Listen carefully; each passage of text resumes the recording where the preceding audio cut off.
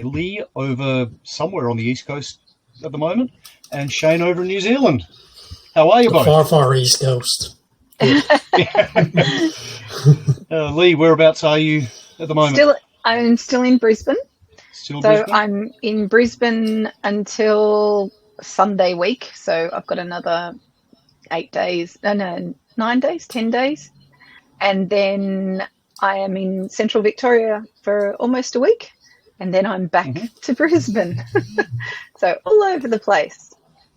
You're going to be racking up a few miles there. Yes. Yep. But not in the car. Start calling you. Are you in the camper van, Lee? You still I'm in the camper van, but I will be on a plane for the trip to Victoria. So. Oh, okay. We might. Maybe we'll have to start calling you Gypsy Lee. I was going to say, and no broomstick cracks, okay? I don't fly a broomstick. I do fly on a plane. Okay. I didn't even think of that. I wish I had. So, Lee, how are you and the husband coping being back on the tools after a break? Oh, look, it's taken a little bit of getting used to, I can tell you. But no, I'm absolutely loving being back in the retail and doing training with staff again, like actually in store, seeing different inquiries come in, and then the conversation that then develops from that inquiry with the staff and teaching them different things that they weren't aware of. Like yesterday, we had a conversation about how many watts equal or equivalent to a horsepower in a pump. So, all different things like that. How liquid feeders work, ORP reads, all of those sort of things. And so it's actually really good because they're learning as they're going, which makes it really relevant to what they're actually doing on a day-to-day basis. So I'm really enjoying that. My husband's body is handling it too well. I think as listeners might recall, we did sell our business last year at the end of the financial year, so 30th of June. And this is his first time since then being back on the tools consistently. He's done a few odd days here or there, but back on the tools consistently. And unfortunately, his body is really feeling it. He's had 2 shoulder surgeries, well, one at the start of the year and one a few years ago now, but he now has to have knee replacements at the end of the year. He's having one done, and he'll probably have the second one done next year. So, it'll hurt the bank balance too. Oh, yes. He is definitely feeling the pain. He's on the anti-inflammatories. He has arthritis in both knees, but it's because it's bone on bone. He has no cartilage. Yeah. So it's the wear and tear on the body that this job, I suppose, over 25 years of carting heavy bags of sand and salt and everything else and delivering spas and all sorts of things that we do to our bodies over the years that he's now paying for. And he's only 56, so he's he's starting to really feel it. So the anti-inflammatories and the osteopanadol and all of that are getting a good workout at the moment. So I do feel for him.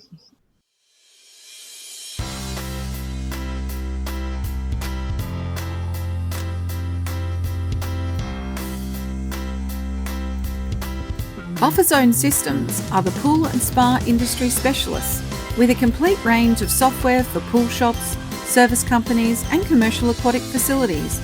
With more features and integrations than any other pool industry software, you really need to reach out for a one-on-one demonstration. Contact Buffer Zone today.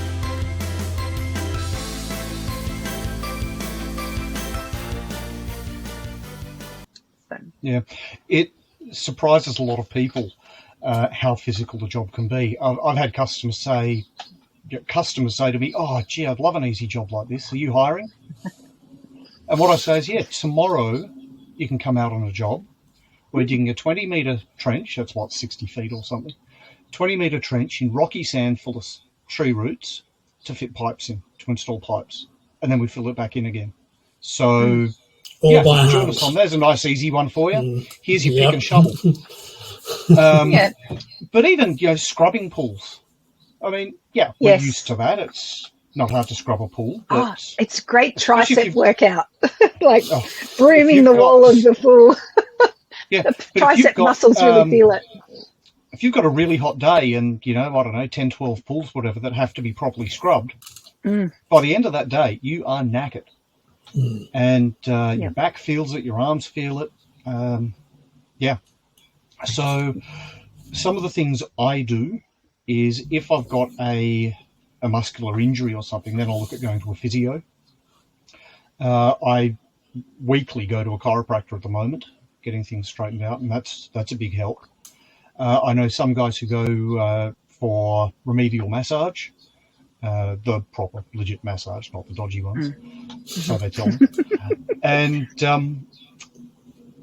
although you do have to wonder with some of them, but anything like that can help. It's better to keep on top of this, just like a pool. Your own body is better to keep on top of things rather than wait till there's a big problem and then resolve it. Absolutely. If you can. And I think a big part of it, and probably where a lot of us fall down, is it is a physically taxing job. Yeah. You need to be physically fit to do it. But a lot of us think that just by doing the job, the physical fitness is there. And I actually believe that by undertaking physical activity on a regular basis, whether that be going to the gym and lifting weights or doing different things like that, that really do build your fitness and your stamina and your ability to lift and carry weights, and obviously learning to do it properly, because that's most important for your knees and for your back and that sort of thing. It is really important. Just don't rely on the day-to-day operations of undertaking the job for your physical fitness. You've got to be fit to do it. Lifting correctly is huge. When I bought my truck, I made sure I got one with a tail lift on the back. And this tail lift goes straight down, so I can fit, and the toolbox is either side of the design, so I can fit a standard pallet in there. Makes loading up much easier. But when I first got it, I ran into another pool guy at one of the suppliers, and he saw this tail lift, and he says, "Oh, that must have cost you a bit. How much did that cost you?" And firstly, I felt like saying, "Well, none of your damn business." But what I said was, "Well, it'll cost me a lot less to buy this than to be off the tools for 6 months with a crook back." Yep. Now, okay, a couple of days ago, I installed about I think it was an 85 kilogram heat pump. 85 kilos is, let me look that up, 187 pounds. I was very, very glad to have a tail lift for that. Because trying to lift that off the back of the ute, it's bloody hard work, even for two people. Yes, and look, you over are 40 kilos each. If you try doing it, not only are you risking your own health and safety, but you're risking that of your employee too. So you don't want to show them bad habits. So you want to show them best practice, and that's certainly best practice. One thing I'm actually talking with my chiropractor about at the moment is if he will teach proper lifting techniques, lifting and carrying techniques. Because I mean, I've always got a bag of salt out of the truck, thrown it on my shoulder and walked, and carried it over the shoulder. As we do. Really not good for your back. Really not good.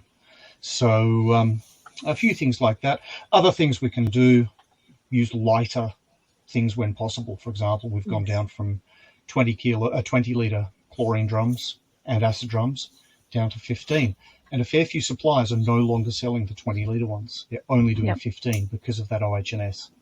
And salt bags went down, or most of them went down from being 25 kilo bags down to 20 kilo bags. And yes, I'm grateful for that. Oh, I think they still feel heavier every year. I'm sure they get heavier with each year I age. Well, earlier today I was on a job, mineral salt pool, had the 20 kilo bags of magnesium chloride. And I was lifting the second one down. Firstly, I'd just eaten some absolute rubbish food, more on that in a bit. But I thought, damn, I'm glad there's only 2 of these bags to take into this pool. Because you had to walk down a sloping driveway, hold it while you open the first gate into the yard, down a further slope, down some steps, across some very uneven grass, through a gate. So a trolley isn't an option for things like that. I am a big believer in using trolleys where possible, but a trolley just would not have got down there.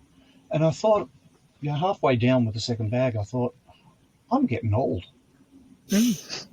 Now, I know that many of you have thought that, and Shane, you've joked about that. We're all getting old, mate, don't worry. Oh, I older every day. As I tell people, I've earned this silver in the beard. That's not grey, it's silver. I can remember when I started in this industry, and, I was in my 30s, I was still relatively young and fit, but coming from hospitality where you're constantly on your feet for 12 hours a day, I didn't think it would be too bad. But the thing that really got me, and it was quite painful, I would say, for about 6 months to a year, is my knees and having to bend down and not using I didn't use knee pads as much as what I should have. Not using knee pads, so your knees are on solid concrete, on coping stones, and my knees were in so much pain for a long period of time. I do remember that starting in the industry. I think over time they probably get used to it, and still today I probably don't use a knee pad as much as what I should. But yeah, that was one big issue that I had with my body when I started. But okay, pain comes from something not being right, injury or something like that. Why get used to it? Why not stick the knee pads on and just do the best thing? We've spoken before about kneeling down. Last summer, stinking hot day, and had a pool with a black header course, edging pavers. They were damn near black, and knelt down on it. Within about a second, it had burnt the skin on my knee through trousers. I always wear long cargos. You could have fried a damn egg on that. So stuff like that, it's important to watch out for. Yeah, definitely. The other things more in summertime than winter, hydration. Drinking enough water and electrolytes makes a world of difference. I'll normally have, in summertime, I'll generally have, around 6 litres of water a day, 2 of which have got electrolytes built in, or added to them, I should say, built in. But it's very easy just to go, oh no, I'll be right, not focus on that. And then halfway through the afternoon, you're completely dehydrated, you get a headache, especially if you couple it with rubbish food. Yep. So,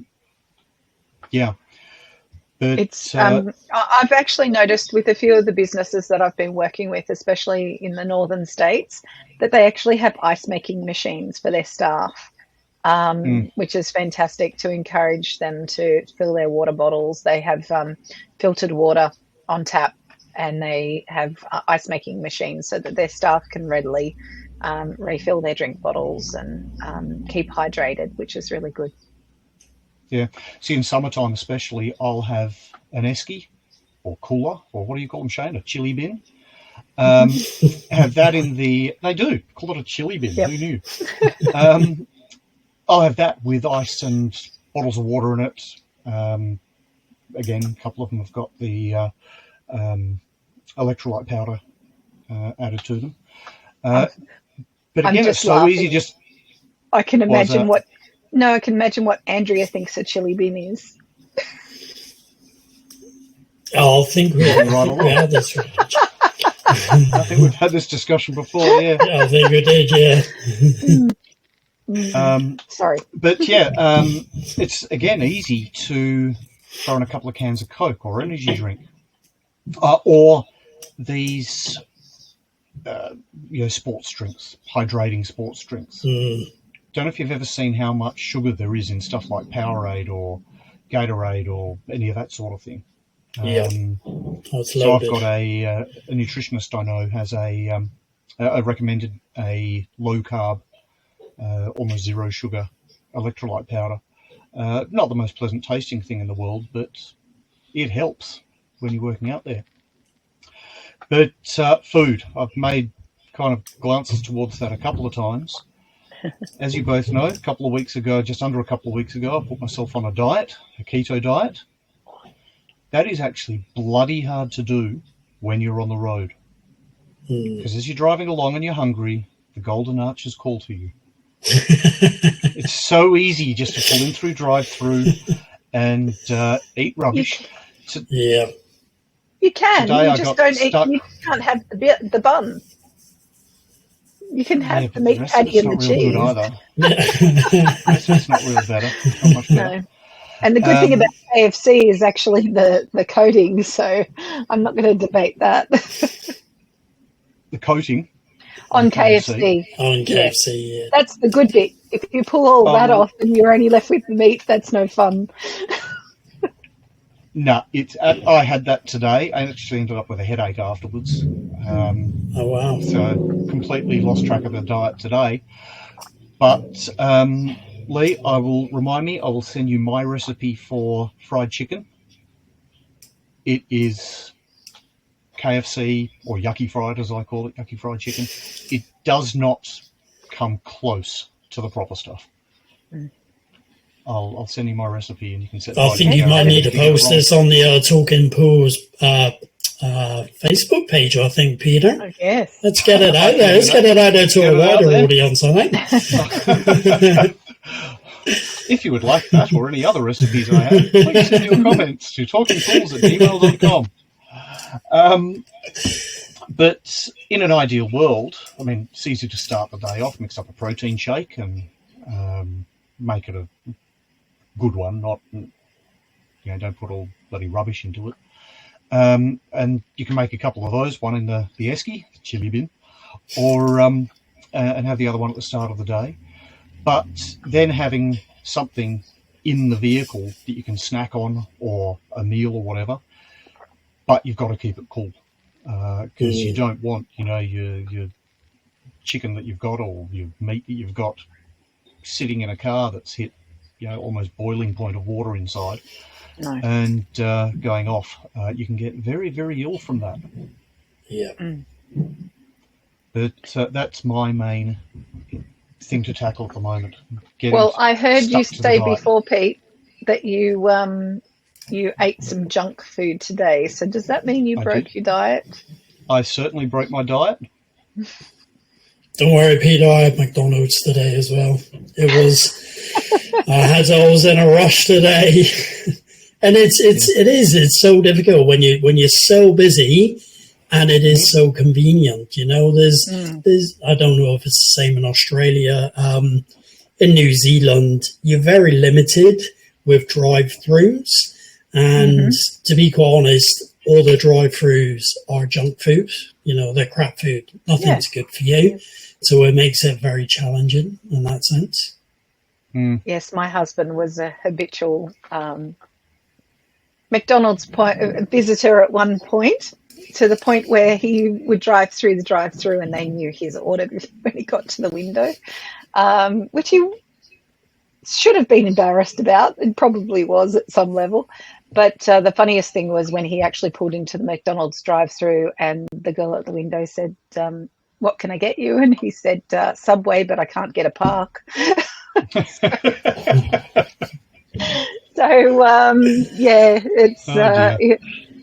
At least Subway he thought was healthier because obviously, but a big carb, like a big bread roll, but he would fill it with salad and probably chicken or ham, something like that. But fill it with salad when he got Subway. But not always easy to park these big vehicles that some of us drive. As I know, Pete, you drive one takes up big van. Bloody 4 parking bays. Yeah, Scott's was the same. But at least you can park in a loading zone.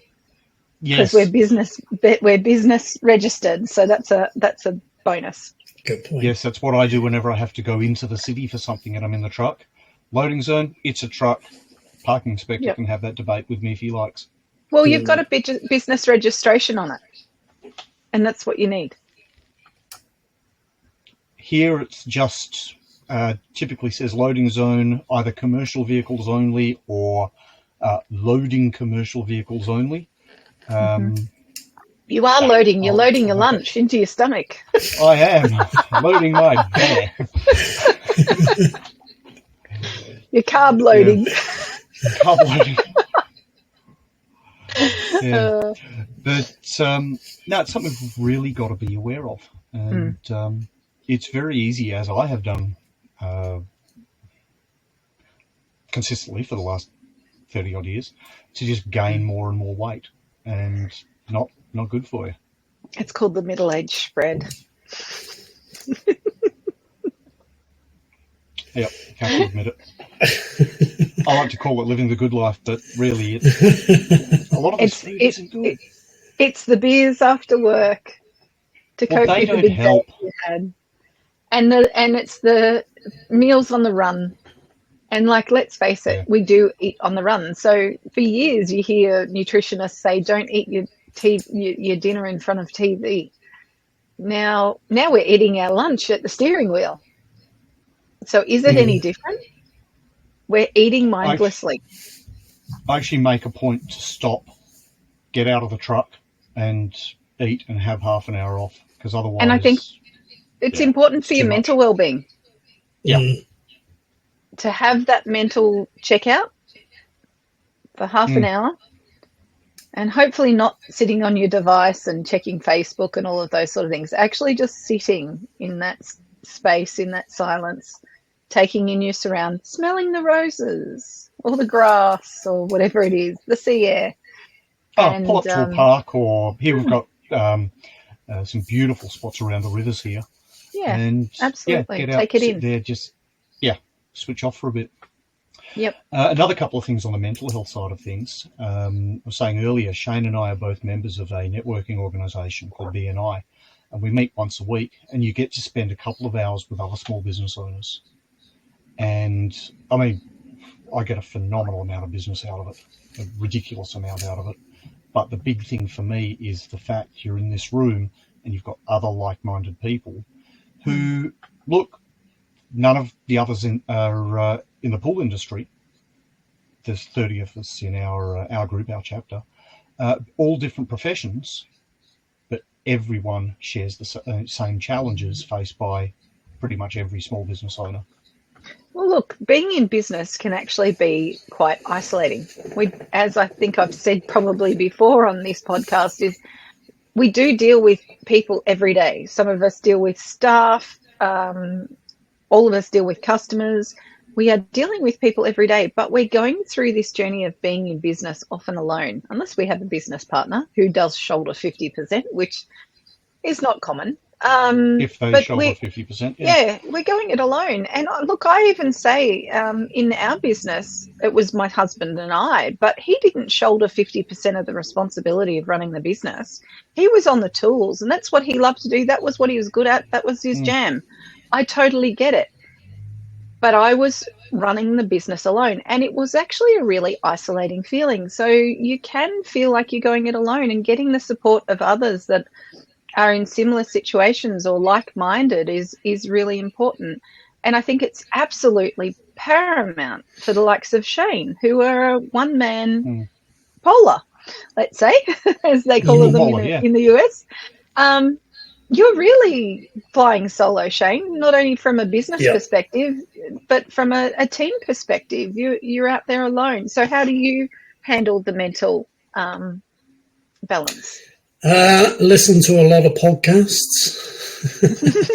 That does get me through a lot of the dates. Surprisingly, yes.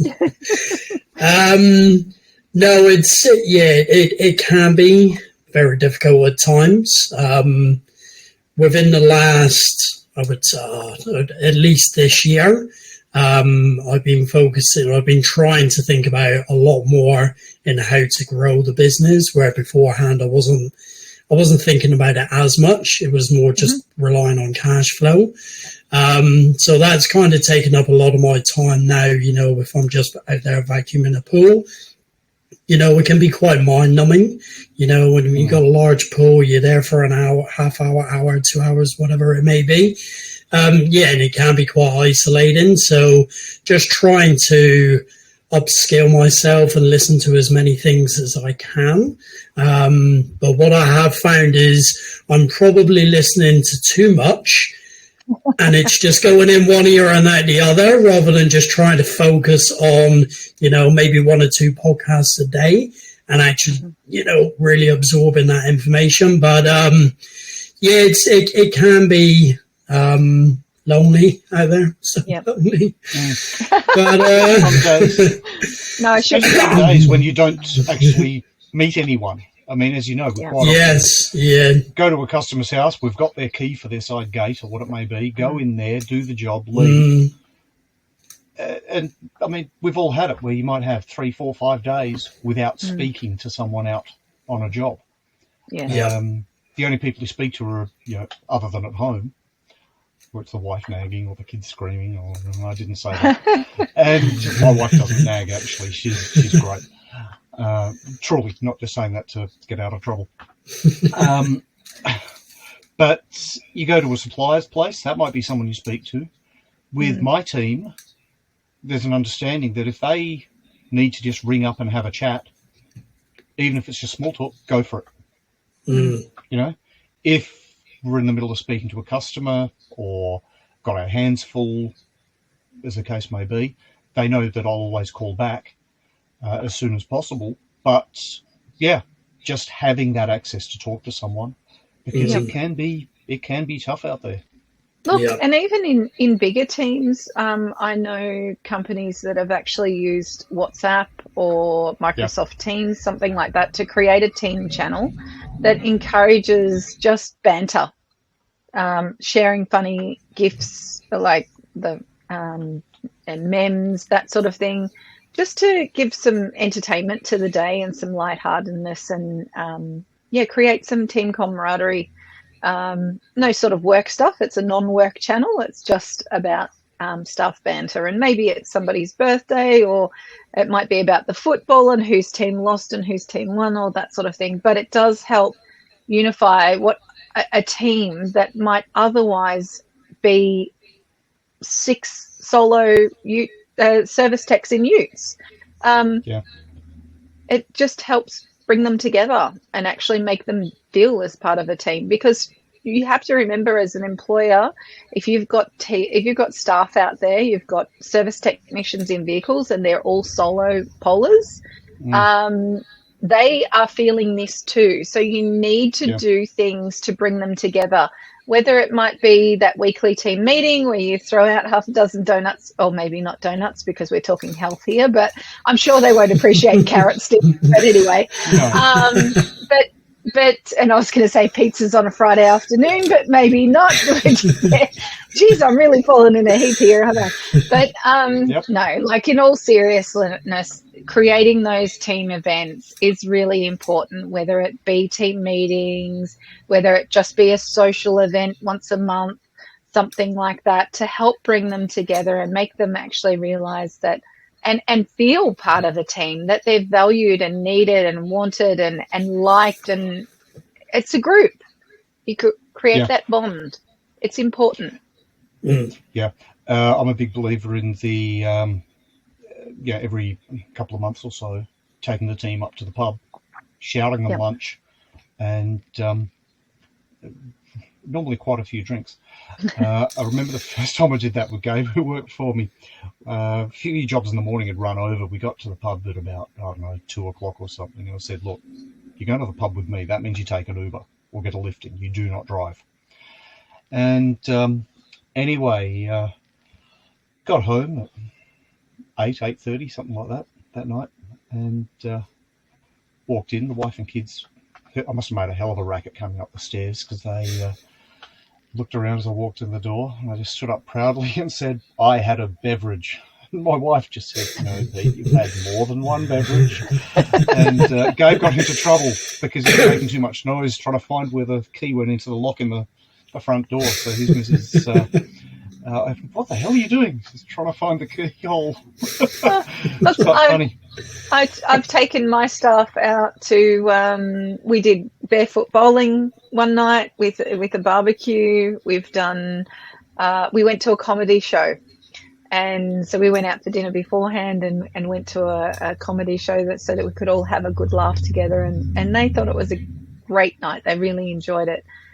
So I think it's important to do those sort of things. Now, Shane, you'll have to take yourself out for dinner, and you'll have to take yourself bowling. I can do that, yeah. I'm sure Sammy will come with you. So, but yeah, it's important to do those things with your team. It's really important.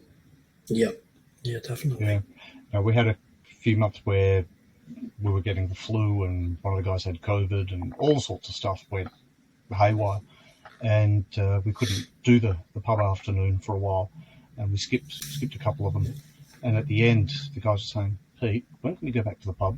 It's like, yeah, okay. So that was just over a week ago, almost 2 weeks ago. So they do appreciate it. Yeah, absolutely. Actually, the company that I'm working with now, I had fortunately had done some training with them a couple of years ago now, and I happened to be here at the time that they were doing a team event, and we went to coincidentally. It was coincidence. It was a really good coincidence. We went to a place called Top Golf. Now, Top Golf is a huge golf range, and like multi-story golf range, and the balls roll out at you automatically. You wave your golf club over a spot and the ball pops out at you, and they've got all these lit up golf holes around this big, what do you call it, golf range, and they play music and they have drinks and nibbly food comes out. You can order pizzas and chicken wings and all sorts of things, and they had their team there, and I think at the time they had a team of about, well, including partners, so they invited the partners as well. I think there was probably between 20 and 25 people there, and we filled three lanes or 4 lanes. They had a private area that was actually for groups. It was a brilliant afternoon. They did it an afternoon, and they even paid for some of their staff who had to travel. They paid for their accommodation for the night so that they could actually, which was really good. And it just shows how much they respect their staff. Yeah, it was their Christmas party, so it was a little bit more to spend, obviously, in the budget, but it was a great thing to do, to bring them all together, and the staff really appreciated it. Mm. I wish I had a Top Golf at home where I was. It was really good fun. Yeah, no, golf's a big one. A lot of networking, a lot of social stuff is done on the golf course. Yeah. I haven't played golf in 25 years.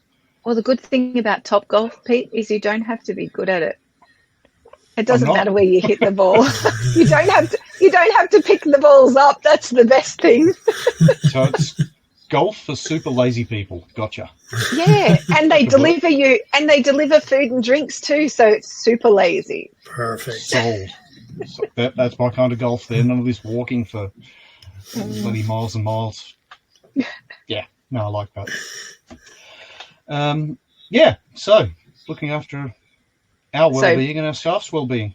Yep, physical and mental and also emotional. Like, we haven't touched on the emotional side of things, but it's really important to connect with your staff.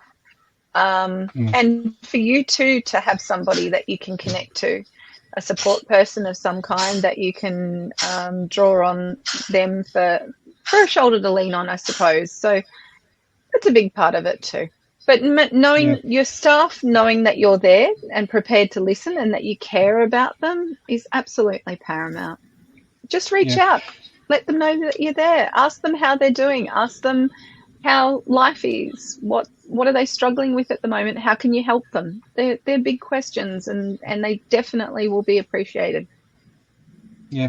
Another thing I've seen a lot of is men's groups, be it a men's shed, be it men's hobby groups for particular interests. I have a brother, for example, who goes out every week and he does wood turning. Don't know how many more bits of bloody shaped wood he needs lying around his house, but Yeah, he's got thousands. But anything like that, a good opportunity to get out, even if it's away from the team at work, but just connect with other people. Men's mental health is a big issue, and it's getting worse. Yeah. I was at a conference a presentation last week about it. A guy, the presenter, stood up and he said, look, I've been through depression, I've been through this, that, the other. Everybody needs some support. And yeah, he's actually now starting or working on starting a group where men can come in, maybe have a couple of beers or something, and just talk through what's going on. And yeah, it's an important thing. Well, there's actually, in our local area, there was a men's walking group. So one morning a week, they would meet at, say, 6:30 in the morning, and they would grab a cup of coffee at the local coffee shop, and then they'd go on a walk. And it was nothing that was, it wasn't a brisk walk or a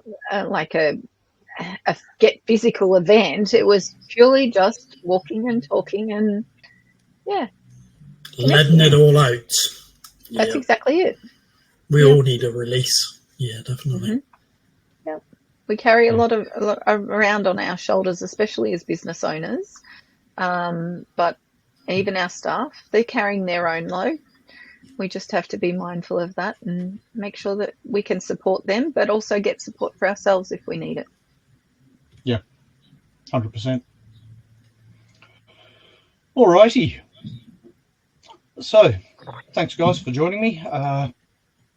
Listeners, thank you for listening. Again, do send any topic requests, recipe requests, or other to talkingpools@gmail.com. Hey, it's bloody good fried chicken, I'll have you know. It's really good fried chicken. I look forward to trying it. If you ask really nicely, I'll send you my dry cured bacon recipe. Now, that's one people would pay for. Anyway, thanks again, everyone. You have a fantastic week and stay safe. Waroo. See you guys.